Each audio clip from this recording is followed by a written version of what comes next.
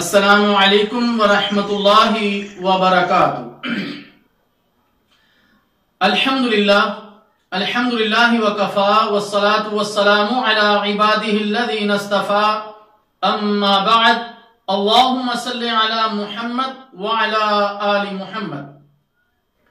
میرے محترم دوستو، آج کے اس درس میں ہم وضو کا مسنون طریقہ بیان کریں گے۔ پیارے نبی صلی اللہ علیہ وسلم نے ارشاد فرمایا، توضؤ بسم اللہ، سورہ نسائی، بسم اللہ پڑھ کر وضو کریں۔ وضو کرتے ہوئے ہر عضو میں پہلے دائیں طرف پھر بائیں طرف دھوئیں۔ بی بی سیدہ عائشہ الصدیقہ رضی اللہ تعالی عنہا فرماتی ہیں، کان النبی صلی اللہ علیہ وسلم یحب التیمن فی طہورہ، صحیح بخاری۔ نبی مکرم صلی اللہ علیہ وسلم کو طہارت میں دائیں طرف سے شروع کرنا پسند تھا۔ دونوں ہاتھ کلائیوں تک دھوئیں، صحیح بخاری۔ ہاتھ اور پاؤں دھوتے وقت پوروں کو اچھی طرح مل لیں، پوروں کو اچھی طرح مل کر دھونا چاہیے، کیونکہ رسول اللہ صلی اللہ علیہ وسلم نے فرمایا 10 چیزیں فطرت میں سے ہیں اور انگلیوں کے پوروں کو دھونا ان میں سے ایک ہے، صحیح مسلم۔ ہاتھوں کی انگلیوں کے درمیان خلال کریں، ہاتھوں کی انگلیوں کے درمیان خلال کریں، سنن ابی داؤد۔ پھر ایک چلو میں پانی لیں، آدھے سے کلی کریں اور آدھا جو ہے وہ ناک میں ڈالیں، صحیح بخاری۔ اسی طرح منہ یعنی کلی کے لیے اور ناک کے لیے علیحدہ علیحدہ پانی لینا بھی جائز ہے۔ ناک میں پانی ڈالتے ہوئے مبالغہ کریں، یعنی اوپر تک پانی چڑھائیں۔ اگر روزہ ہو تو پھر مبالغہ نہ کریں، سنن ابی داؤد۔ نیند سے بیدار ہونے کے بعد جب وضو کیا جائے تو پانی چڑھا کر 3 بار ناک کو جھاڑنا چاہیے، کیونکہ شیطان ناک کے بانسے پر رات گزارتا ہے۔ اس کے علاوہ 1 یا 2 بار بھی کرنا جائز ہے، صحیح بخاری۔ بعض لوگ کہتے ہیں کہ کلی اور ناک میں پانی ڈالنا وضو میں سنت جبکہ غسل میں فرض ہے، لہذا غسل میں مبالغہ کرنا چاہیے، وضو میں نہیں۔ یہ بات بیان کی گئی حدیث کے خلاف ہے۔ اس میں مبالغہ کرنے کا حکم غسل اور وضو دونوں کے لیے عام ہے۔ ناک کو بائیں ہاتھ سے 3 مرتبہ جو ہے وہ جھاڑیں اور صاف کریں، صحیح بخاری۔ پھر 3 مرتبہ چہرہ دھوئیں، صحیح بخاری۔ 1 چلو پانی لے کر ٹھوڑی کے نیچے داڑھی میں داخل کریں اور خلال کریں، سنن ابی داؤد۔ پھر دایاں ہاتھ کونی سمیت دھوئیں، پھر بایاں ہاتھ کوہنی سمیت دھوئیں۔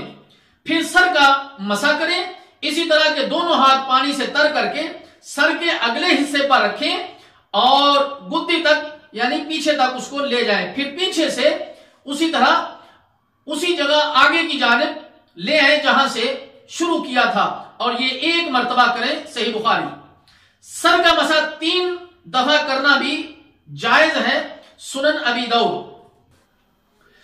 صحیح مسلم میں سر کے مسح کے لیے الگ پانی کرنے کا ذکر ہے، اور سنن ابی داؤد کی جس روایت میں بچے ہوئے پانی سے مسح کرنے کا ذکر ہے اسے شیخ زبیر علی زئی رحمہ اللہ تعالی نے ضعیف قرار دیا، سنن ابی داؤد۔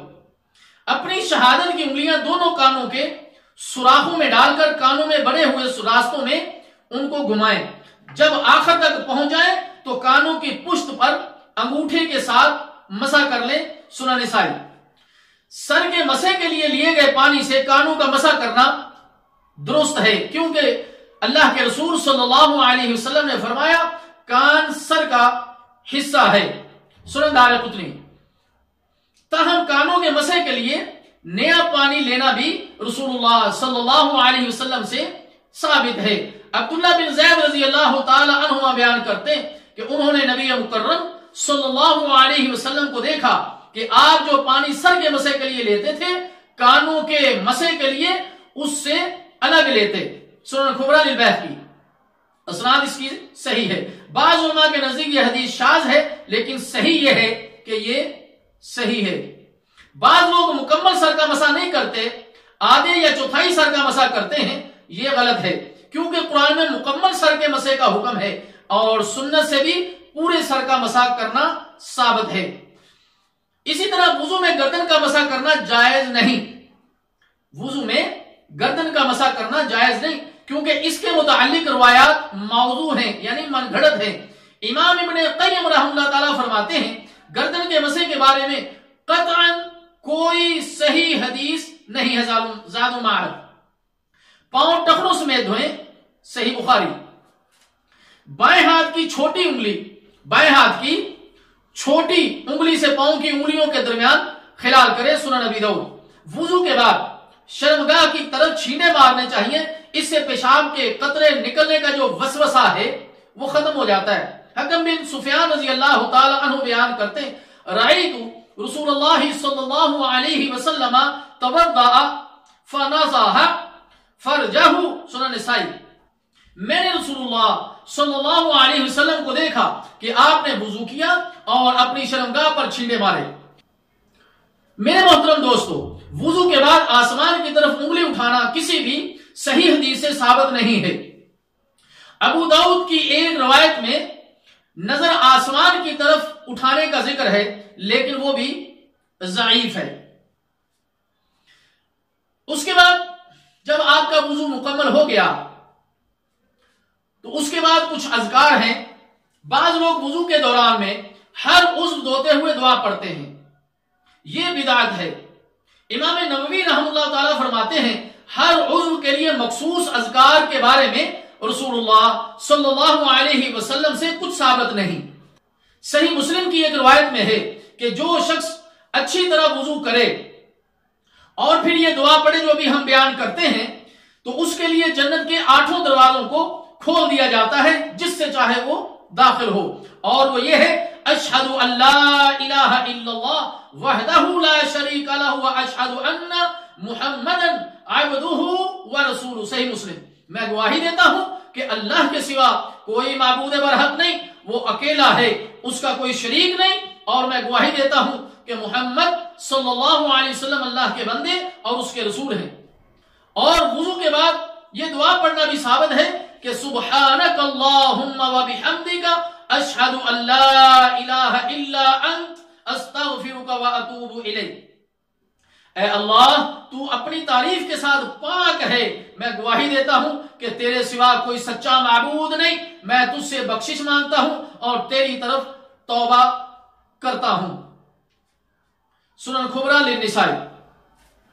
بعض لوگ وضو کے بعد سورہ قدر کی تلاوت کرتے ہیں، اس روایت کی کوئی اصل نہیں، احادیث ضعیفہ۔